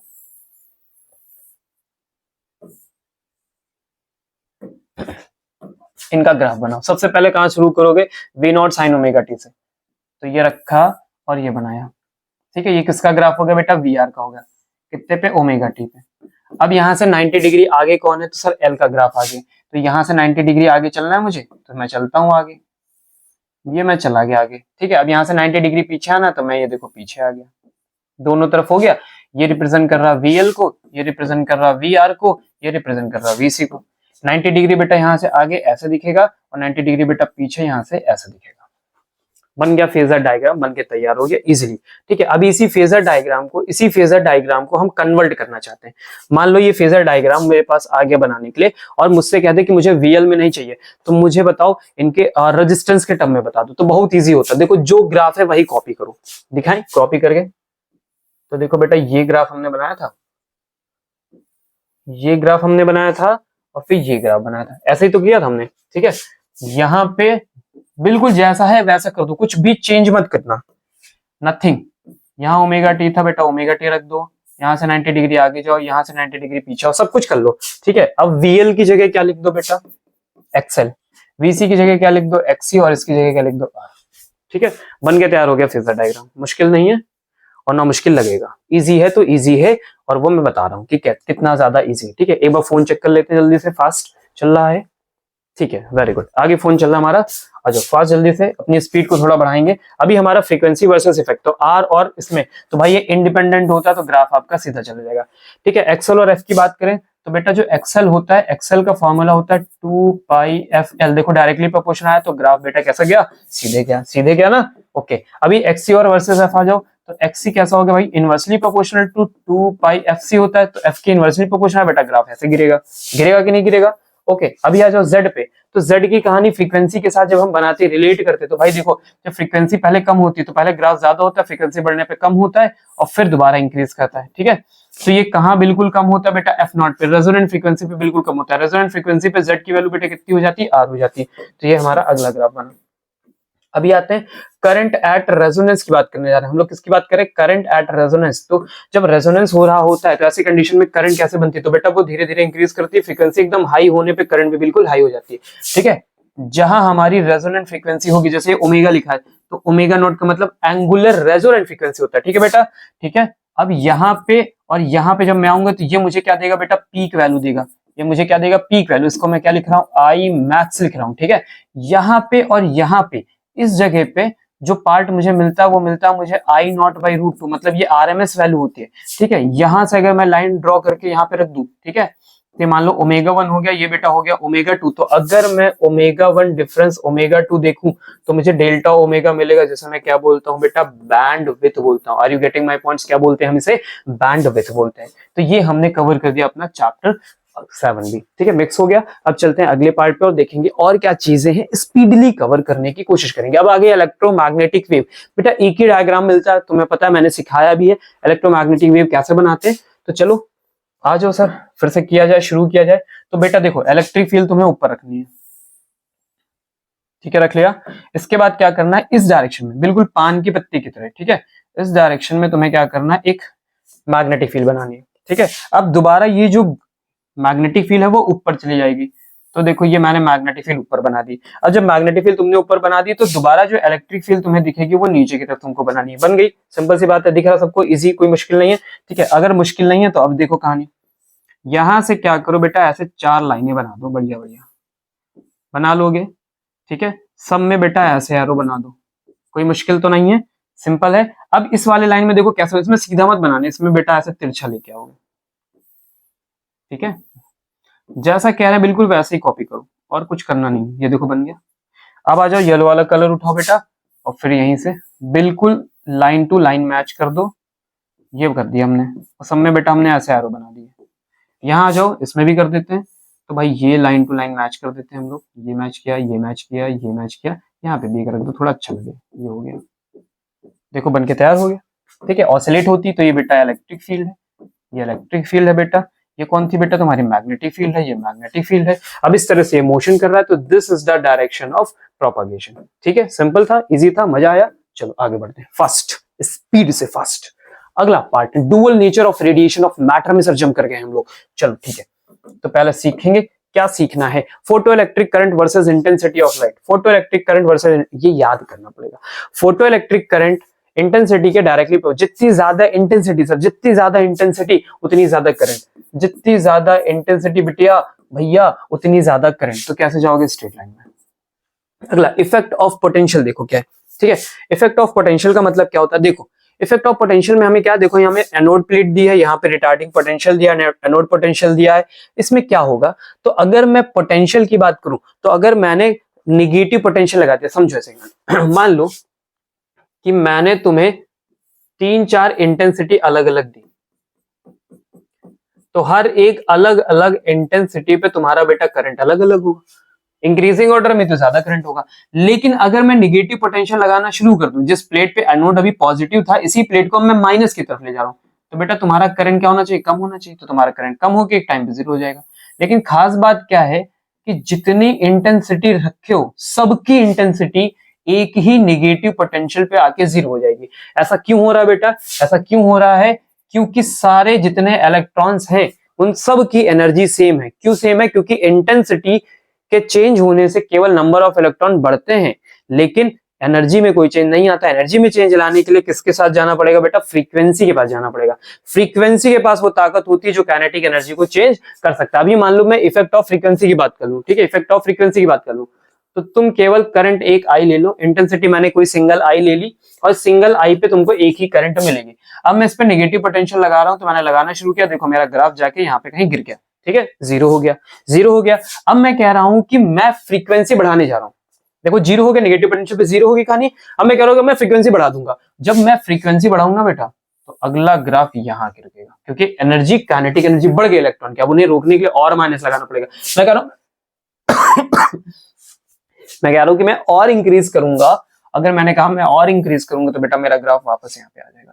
इसका मतलब क्या है कि फ्रीक्वेंसी बढ़ाने से क्या होती है, एनर्जी बढ़ती है। जब एनर्जी बढ़ती है तो तुम्हें नेगेटिव पोटेंशियल के अमाउंट और इंक्रीज करने पड़ेंगे। जैसे मान लो ये V1 की थी, ये V2 की थी, तो V3 की, तो V3 फ्रीक्वेंसी V2 ज्यादा थी और V2 वाली 1 से ज्यादा थी, इसलिए उतने ज्यादा नेगेटिव पोटेंशियल यहाँ हमको लगाने पड़े। ठीक है, समझे, याद रहेंगे। इसी तरह से कंबाइन होकर बेटा आपको पेपर में मिलेंगे। ठीक है, चलो अब इधर आ जाओ। और अब हम किस पे बात करने जा रहे हैं, तब हम बात करने जा रहे हैं अगला वाला इंपॉर्टेंट पॉइंट है, जिसमें हम लोग बोलते हैं determination of Planck constant. Determination of Planck constant दिखता है ऐसे, v इक्वल टू h/ev। तो देखो ये बेटा फिर से वही बना, क्या बना, y equal to mx plus c। अब तुम्हें दिख रहा, देखो ये जो c वाला पार्ट है, ये c वाला पार्ट है, देखो ये माइनस पे कट हो रहा है, ठीक है। ये m वाला पार्ट है, देखो m वाली स्लोप है, m वाली स्लोप पॉजिटिव, तो लाइन ऊपर होनी चाहिए, x एक्सिस पे होनी चाहिए। तो x एक्सिस पे किसको रखोगे, तो देखो m की जगह ये काम कर रहा है, x की जगह ये काम कर रहा है। और c वाले पार्ट में ध्यान से देखना बेटा, ये पूरा पूरा माइनस का पार्ट यहाँ पे वर्क करेगा। ठीक है, तो आ जाओ, ये v पे कौन काम कर रहा है, v नॉट। इसीलिए बेटा देखो यहाँ पे v नॉट लिखा हुआ है, इधर फ्रीक्वेंसी लिखी हुई है। अब आ जाओ, तो इसका स्लोप बेटा ऐसे बनेगा, ये बन गया स्लोप। अब इसको नीचे की तरफ लाओगे तो ये वाला पार्ट यहाँ पे ऐसे क्या होगा, कट हो जाएगा। क्या होगा, यहाँ पे ये वाला पार्ट कट हो जाएगा। तो जब ये वाला पार्ट आप यहाँ पे कट करोगे, तो यहाँ पे आपको जो रिजल्ट मिलेगा वो वर्क फंक्शन अपॉन ई। ठीक है, यहाँ से आगे जो लाइन सीधे सीधे जा रही है बेटा, ये जो स्लोप जा रहा है, ये तुम्हें क्या दे रहा है बेटा, h/e दे रहा है। ठीक है, जहां पे ये लाइन कट हो रही है वो क्या दे रहा है तुम्हें, फ्रीक्वेंसी v नॉट दे रहा है। क्या दे रहा है बेटा, फ्रीक्वेंसी v नॉट। तो इस तरह से इसका ग्राफ बनता है, इसको याद रखना इंपॉर्टेंट है। नेक्स्ट पे आ जाओ। अब डी ब्रोगली पे बात करें, तो डी ब्रोगली वेवलेंथ थी, तो लैम्डा और एचपी पे बात हो रही है। तो भैया इधर लैम्डा लिखा, इधर पी लिखा, क्या था, इनवर्सली प्रोपोर्शनल है, तो ये लो। ठीक है, आगे बढ़ो। अब बोला है लैम्डा और HMV, तो इसमें किसके साथ बनाना, लैम्डा और मास के साथ बनाना, इनवर्सली प्रोपोर्शनल बेटा, ये लो। ठीक है, और बताओ और बताओ और बताओ अगला। ठीक है, सबका टीकाकरण कर दो। लैम्डा और वेलोसिटी लो। ये तो आते ही मर जा रहे हैं सर, इनमें दम ही नहीं है। एक तो बेसिक आ गया ना हम लोग को, ये दिक्कत है। बेसिक आ जाता है तो फिर हर आदमी ढीला होता है। चलो ठीक है, लैम्डा वर्सेस के। अब ध्यान से समझना, 1/√k लिखा है, 1/√k, तो 1/√k बेटा। ठीक है, तो इसको अच्छे से देखो एक बार, लैम्डा इज इक्वल टू बेटा 1/√k अलग कर लो। अब बचा कितना बेटा तुम्हारे पास, अंडर रूट में 2m बचा। ठीक है, तो लैम्डा और 1/√k कैसे, डायरेक्टली प्रोपोर्शनल। तो बेटा ये ऐसे स्लोप जाएगा। तुमसे कोई पूछे ये स्लोप क्या रिप्रेजेंट करी, क्या ये क्या रिप्रेजेंट करी, तो बेटा बताओगे h/√2m रिप्रेजेंट कर रही है। सिंपल है। ठीक है, वैसे यहाँ जाओ, देखो 1/√v, v का मतलब पोटेंशियल है यहाँ पे। ठीक है, तो अब यहाँ पे स्ट्रेट लाइन फिर से बना दो, और कोई पूछे कि क्या रिप्रेजेंट कर रहा है, तो मुंह खोल के कह देना भैया 2m क्यों रिप्रेजेंट कर रहा है, क्योंकि हमें आता बहुत है। अगला E इक्वल टू hc/लैम्डा, लैम्डा और एनर्जी कैसे मिल रहा है बेटा, इनवर्सली प्रोपोर्शनल मिल रहा है। ठीक है, एनर्जी ज्यादा तो लैम्डा कम, लैम्डा ज्यादा तो एनर्जी कम, सिंपल सी बात है। अगला लैम्डा और काइनेटिक एनर्जी, तो लैम्डा और काइनेटिक एनर्जी बेटा कैसे होते हैं, लैम्डा और काइनेटिक एनर्जी कैसे होते हैं बेटा, इनवर्सली प्रोपोर्शनल होते हैं। अभी हम लोगों ने फॉर्मूला लिखा है ना, कहाँ लिखा है सर, ये देखो, ये काइनेटिक एनर्जी थी, तब की बार 1/√k के साथ बना था, इसलिए स्ट्रेट चला गया। अब की केवल k के साथ मांगा है, तो इसलिए ऐसे आ रहा है। समझ गए ना। तो डायरेक्टली प्रोपोर्शनल वाली कहानी जो थी वो फिनिश हो गई। आ गई बात समझ में, सिंपल, कोई दिक्कत परेशानी समस्या नहीं होगी, होनी भी नहीं चाहिए। अगले पार्ट पे चलते, खत्म करते हैं सर। सारे ग्राफ बस ऑलमोस्ट खत्म ही होने वाले, सब सीख गए हो सर, सब सीख गए हो, सब सीख गए हो। आ जाओ एटम और न्यूक्लियाई। एटम और न्यूक्लियाई में सबसे पहला देखो अल्फा स्कैटरिंग का है हमारा, अल्फा स्कैटरिंग एक्सपेरिमेंट का, जिसमें scattered particles versus scattering angle है। ठीक है, तो इसमें क्या होता है बेटा, इसमें क्या होता है कि जैसे जैसे स्कैटरिंग एंगल बढ़ता जाता है, स्कैटर्ड जो पार्टिकल्स के नंबर है वो कम होते जाते हैं। ठीक है, और जब स्कैटर्ड एंगल बहुत कम रहेगा, देखो मोस्ट ऑफ द स्पेस क्या मिला था तुमको, एम्प्टी मिला था, सीधे सीधे चले गए थे, तो सब सीधे चले गए थे, तभी तो मोस्ट ऑफ द स्पेस बोल रहे हो। मतलब जो सीधे निकल गए उनका डिफ्लेक्शन बिल्कुल ना के बराबर हुआ होगा, ना के बराबर हुआ होगा, तो उनके नंबर्स भी हमेशा कम रहेंगे। तो जो नंबर बहुत सारे थे, ये बहुत सारे नंबर्स हैं और कम एंगल पर डिफ्लेक्ट, तो ग्राफ ऐसे दिखेगा और फिर ऐसे जाके आगे बढ़ता जाएगा। एक टाइम पे 180 पे आते आते एकदम जीरो पे आ जाएगा, लगभग 1 के बराबर। तो ये तुम्हारा ग्राफ हो गया। ठीक है, याद रखना इसको। नेक्स्ट ग्राफ क्या है तुम्हारा भैया, बाइंडिंग एनर्जी कर्व है। तो अत्यंत इंपॉर्टेंट वाला ग्राफ हो गया आपका, अत्यंत इंपॉर्टेंट ग्राफ है बेटा ये बाइंडिंग एनर्जी कर्व होगा। तो ठीक है, बाइंडिंग एनर्जी का कर्व जो है, ठीक है, समझो। देखो इसका ग्राफ बहुत इजी तरीके से बनता है, मैं जो टेक्निक बताऊं ना वही टेक्निक फॉलो करना और कोई दिमाग मत लगाना। देखो यहां से ग्राफ बिल्कुल पहले थोड़ी देर सीधा लेके चलो, फिर एक कर्व मारो, फिर दूसरा मारो, फिर तीसरा मारो, फिर सीधा ऊपर जाओ। ठीक है, और फिर यहां से थोड़ी देर स्ट्रेट रखो, उसके बाद नीचे गिराना शुरू करो। देखो बहुत ज्यादा नहीं गिरा देना, ठीक है, धीरे धीरे गिराना है। ये देखो गिरा दिया, बताओ ये सीख गए। अब देखो बहुत सिंपल है, मेंशन देखो कैसी चीज होती है बेटा। देखो यहाँ 2 बार H लिखो, H लिखा, H लिखा, एक बार H2 का लिखो, एक बार H3 का लिखो। हाइड्रोजन, हाइड्रोजन के बाद बेटा कौन आता है, हीलियम, तो लिखो हीलियम। हीलियम के बेटा बाद कौन आता है, लिथियम। लिथियम आ गया, हाइड्रोजन हीलियम।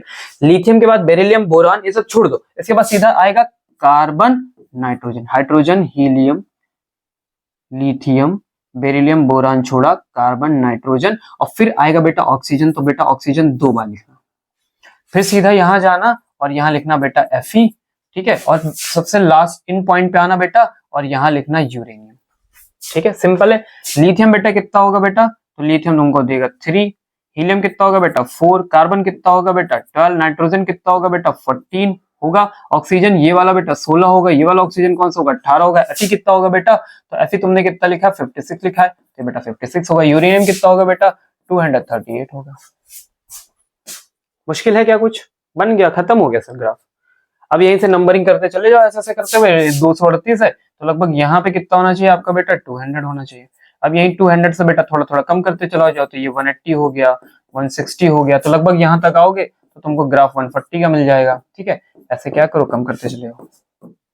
ठीक, सिंपल, मुश्किल था नहीं था सर, हो गया ना, याद करा दिए ना। ठीक है, बहुत बढ़िया, आगे बढ़ो। अगला कौन सा है, तो अगला कह रहा है मास नंबर, अरे नहीं मास नंबर नहीं, सॉरी, ये है, इधर लिखा, ये क्या बोल रहे हैं, बोल रहे हैं कि potential energy versus separation between 2 pair of nucleons. देखो ये 2 पेयर ऑफ न्यूक्लियॉन्स है भैया, तो ये नाइट्रोजन नाइट्रोजन हो सकते हैं, ये प्रोटॉन प्रोटॉन हो सकते हैं, और ये प्रोटॉन न्यूट्रॉन हो सकते हैं। तो इनके बीच का गैप होता है बेटा R। ठीक है, यही इसी के बीच में हमारा यहाँ पे ग्राफ बनेगा, अब ध्यान समझना। ठीक है, जब तक भैया सुनना, जब तक ये बिल्कुल एकदम पास पास है, एकदम पास पास है, इनका खूब पोटेंशियल एनर्जी बहुत ज्यादा होगा, और जैसे इनको दूर दूर खींचोगे इनका पोटेंशियल एनर्जी कम होगा। तो देखो कम हो रहा कम हो रहा कम हो रहा, एक टाइम पे आके एकदम कम होकर 0 हो जाएगा, और फिर जब और ज्यादा खींच डालोगे ना तो फिर कहानी बदल जाएगी। तो देखो ग्राफ कुछ ऐसा दिखेगा। हुआ क्या कि यहाँ पोटेंशियल एनर्जी बड़ी स्ट्रांग है, देखो इतने वाले पार्ट में खूब स्ट्रांग है, और यहाँ आके भैया एकदम मिनिमम हो गई। यहाँ तुम्हारी पोटेंशियल एनर्जी बेटा क्या हो जाती है, मिनिमम हो जाती है, एकदम मिनिमम। ये कौन सी जगह है, तो बेटा 0.8 फर्मी वाली जगह। देखो यहाँ पोटेंशियल एनर्जी तुम्हारी 0 हुई है, ये कौन सी जगह है बेटा, तो 0.4 फर्मी वाली जगह। इधर का जितना पार्ट है, इधर का जितना पार्ट है, ये जो पोटेंशियल एनर्जी का जितना इधर वाला पार्ट दिख रहा है, ये सारा पार्ट बेटा देखो यहाँ से लेके यहाँ तक का पार्ट बेटा पूरा कैसा है, रिपल्सिव नेचर का है। लेकिन सर कलर बदलो तो पता चले, लेकिन यहाँ के बाद से इधर वाला जितना पार्ट मिलेगा, ठीक है सर, इधर वाला जितना पार्ट मिलेगा वो बेटा कैसा मिलेगा, अट्रैक्टिव मिलेगा। समझ गए बात को, इधर का पूरा पार्ट कैसा मिलेगा तुम्हें, अट्रैक्टिव। इधर का पूरा पार्ट कैसा होगा बेटा, रिपल्सिव होगा। VE भी लिख दो, ठीक है, समझ गए बात को, क्लियर हुआ। जब खींचना शुरू करोगे, जब ज्यादा खींच डालोगे, तो ज्यादा खींचोगे तो पोटेंशियल एक बार एकदम खत्म हो जाएगी। जब खत्म होगी और खींचना शुरू करोगे तो क्या होगा, न्यूक्लियर फोर्सेस आएंगे, कहेंगे भैया कहाँ लिए चले जा रहे हो, खींचो वापस, तो अट्रैक्शन लगा के उनको वापस बैलेंस करेंगे। आई बात समझ में, इसलिए इधर का नेचर अट्रैक्टिव हो जाता है और फिर कांस्टेंट चलता है। ठीक है सर, आई बात समझ में, ठीक है। और बचा क्या, ठीक है और बचा तो और करते हैं। अभी खत्म नहीं हुए सर, और खत्म। ओह सेमीकंडक्टर्स। तो सेमीकंडक्टर्स में सब बहुत ज्यादा इंपॉर्टेंट होती है सेमीकंडक्टर्स। तो पहला देखो वीआई कैरेक्टरिस्टिक का ग्राफ है, milliampere, microampere, reverse voltage, forward voltage. देखो तो ये जब तुम करना भैया है ना, तो सबसे पहले सोच लेना कि दिमाग में किसके लिए कर रहे हो। मान लो सिलिकॉन के लिए कर रहे हो, मान लो सिलिकॉन के लिए कर रहे हो, ठीक है। तो सिलिकॉन में जो फॉरवर्ड बाइसिंग पे जो तुम ब्रेक दोगे तो वो 0.3 वोल्ट पे दोगे, सॉरी 0.3 वोल्ट पे दोगे, तो याद करना है। सिलिकॉन का जब ब्रेक दोगे तो 0.7 वोल्ट पे दोगे, ठीक है। और रिवर्स बायस में जब जाओगे, रिवर्स बायर में जाओगे सर, उधर साइड चले जाओगे, तो यही जो उधर का ब्रेक है वो लगभग क्या होगा, 3.4 माइनस 3.4 वोल्ट के आसपास होगा। अभी यही क्या होता है, जर्मेनियम होता तो 0.3 पे ब्रेक हो जाता इधर, और उधर जाता लगभग 3 से कम ही में ब्रेक हो जाता, ठीक है। तो चलो ग्राफ देखो, तो बेटा फॉरवर्ड बायस में पहले ग्राफ धीरे धीरे इंक्रीज किया करता है, तो देखो इंक्रीज हो रहा है ना, थोड़ा थोड़ा इंक्रीज हो रहा, फिर एकदम से निकलता है। एकदम से निकला, कहां से निकला बेटा, इतने पे निकला। तो ये कौन सी जगह है तुम्हारी, तो ये तुम्हारी 0.7 वोल्ट की है। आई बात समझ में, ये ब्रेक डाउन हुआ। इधर का जो ब्रेक डाउन होता है बेटा, ये जो ब्रेक डाउन होता है इसी को बोलते हैं नी ब्रेक डाउन। और इसी वोल्टेज को कितने पे हुआ है, तो नी वोल्टेज पे हुआ है, ठीक है। अब इधर की कहानी देखो, इधर आओगे तो इधर जो ग्राफ होता है ना बेटा, वो बढ़ता नहीं, वो स्ट्रेट लाइन में रहता है और फिर एकदम से नीचे आ जाता है। तो ये जो ब्रेक डाउन मिलता है बेटा, वो कितने पे मिला, तो ये लगभग मान लो यहाँ तुम शो करो तो बेटा 3 माइनस का, तो यहाँ खुद ही माइनस का 3.4 आ जाएगा, ठीक है। तो इधर का जो ब्रेक डाउन हुआ वो क्या कहलाता है, जेनर कहलाता है, जेनर ब्रेक डाउन। और इधर का बेटा ये वोल्टेज क्या कहलाएगा, जेनर वोल्टेज कहलाएगा। इधर की करंट माइक्रो एम्पियर में, इधर की करंट मिली एम्पियर में। बढ़िया से अच्छे से याद कर लीजिएगा, ठीक है, आएगा पेपर में, इंपॉर्टेंट है। हाफ वेव रेक्टिफायर में आइए। हाफ वेव रेक्टिफायर में खास बात क्या सर, आप इनपुट एसी वोल्टेज देते हो, ठीक है। तो देखो हम एसी वोल्टेज दे रहे हैं, दे दिए। अब मुझे क्या मिलेगा बाहर, आउटपुट मिलेगा। तो आउटपुट मुझे बेटा डीसी जैसा मिलता है, तो हाफ का मतलब आधी आधी वेव बनाओ। तो इधर वाली बन आधी, इधर कुछ ना बनाइएगा, फिर इधर आधी, फिर इधर कुछ ना बनाइएगा। तो ये क्या भाई हो गई बेटा, हाफ वेव। अगर इसमें फ्रीक्वेंसी एफ है तो यहाँ भी फ्रीक्वेंसी बेटा क्या मिलती है, एफ मिलती है। समझ गए, सिंपल। चलो इधर आ जाओ फुल वेव में। तो फुल वेव में आ जाओ, इनपुट लो पहले इनसे। तो ये दिया इन्होंने इनपुट बेटा आपको, ठीक है। अब तुम्हारा आउटपुट कैसे बनेगा, तो आउटपुट हर बार बनेगा और सेम ही डायरेक्शन में बनेगा। क्या समझ गए, ये लाइन बनानी बहुत जरूरी है, तो इधर उधर गड़बड़ हो जाएगा मामला, ठीक है। अभी ये फ्रीक्वेंसी अगर तुमको एफ प्रोवाइड कर रहे हैं तो तुम्हारा रिजल्ट में फ्रीक्वेंसी कितना मिलेगा, 2f मिलेगा। ये क्या करता है, एसी को डीसी में बदलता है। समझ गए बात को, और भी कुछ बचा है, नहीं सर बचा होगा, सारी चैप्टर्स फिनिश हो गए, ठीक है। क्लियर हुआ, सारे ग्राफ हमने इस वीडियो के अंदर कवर कर लिए, एक बार अच्छे से देख लो, ठीक है। अच्छे से मेरे साथ में, मतलब लेक्चर के साथ में आप खुद बना भी लो, कर लो, और जब हो जाए सारी चीजें, ठीक है, तो टेलीग्राम पे मेरी पीडीएफ पड़ी होगी, यही वाली पीडीएफ मिल जाएगी, उसको उठाना अपने पास रख लेना, और जाते जाते एक बार ऐसे पलट पलट के देख लेना।